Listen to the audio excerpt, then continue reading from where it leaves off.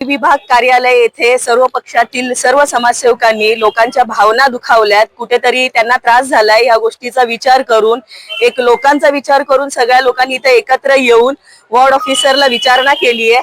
का तर या ऐरोलीमध्ये जी विभाग अधिकारी जे आहेत ते त्यांच्या पदाचा चुकीचा वापर करतात आणि त्यांनी हे जे सर्व अल्प उत्पन्न गटातल्या सर्व लोकांनी जे गरजेपोटी लोकांनी कर्ज काढून वगैरे त्यांची भाषा बघू म्हणजे त्यांचा आर्थिक व्यवहार बघून जी घरं बांधली आहेत त्यांनी त्यांच्या गरजेपोटीची घरं बांधून लक्षात घेऊन सुद्धा पर काही लोकांनी तर परमिशन काढली आहे। परमिशन सिडको आणि महानगरपालिका दोघांची काढून सुद्धा विभाग अधिकाऱ्यांनी सरसकट सर्वांना नोटीस देऊन अक्षरशः लोकांना घाम फोडलाय।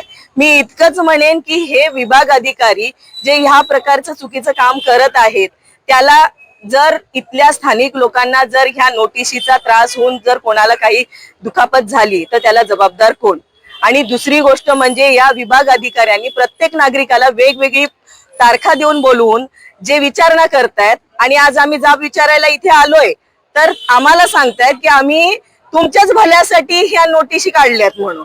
मग ह्या जर नोटिशीचा उद्देश जर तुमच्या भल्यासाठी होता, नागरिकांच्या भल्यासाठी होता, तर त्यांना सर्वांना एकच नोटीस पत्र काढून सर्वांना वॉर्ड ऑफिस मध्ये बोलवून सर्वांना समान हीच गोष्ट सांगून द्यायला पाहिजे होती। हे या विभाग अधिकाऱ्याचं सर्वप्रथम चुकलेलं आहे आणि आज ह्या विभाग अधिकाऱ्यांनी सर्वांच्या म्हणण्यानुसार जो भ्रष्टाचार सगळीकडे चालू आहे तिकडे दुर्लक्ष करतायत आणि ठराविक अल्प उत्पन्न गटातल्या ज्या शिल्लक राहिलेल्या घरांवरती जे कारवाई करण्याचं प्रमाण त्यांनी वाढवलेलं आहे हे नव्या मुंबईत कमी आहे, फक्त ऐरोली विभागात जास्त आहे। या नगराची मी माझी एक लोकप्रतिनिधी आहे, वारंवार लोकांच्या या तक्रारी मी नेहमी ऐकत असते। त्यांचं कुठं पाण्याचा पाईप तुटला, कुठे गटाराचं हे झालं, गार्डनची दुरावस्था झाली किंवा गार्डन मध्ये साप वगैरे फिरतायत तिथे हे लोक धावून जात नाहीत। फक्त लोक जिथं बांधकाम आहे त्यांचा सिक्युरिटी गार्ड तिथे संध्याकाळी हजर होतो, फोटो काढतो आणि कुठल्या तरी भलत्याच माणसाचं बोलतो कंप्लेंट टाकली आहे